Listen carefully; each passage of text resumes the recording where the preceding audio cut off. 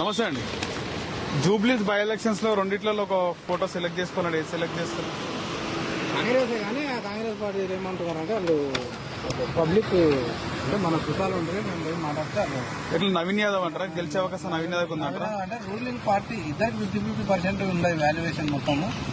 ఆయన సమాజ సేవ చేసింది, ఈయన సమాజ సేవ చేసింది. కానీ అయితే రూలింగ్ లో ఉన్న పార్టీ వస్తేనే మన పనులు అయితే అనే విధంగా మాట్లాడారు. నవీన్ యాదవ్ గెలిస్తే బాగుంటుంది అంట. రూలింగ్ లో గెలిస్తే బాగుంటుంది అనేది అన్నారు పబ్లిక్.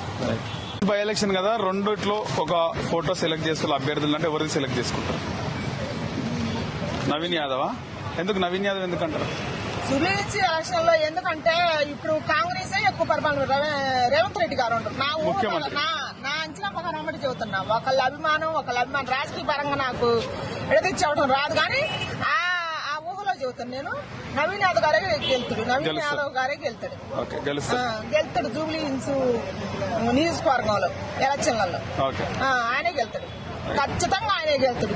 నవీన్ యాదవ్ గారే గెలుతాడు. Thank you.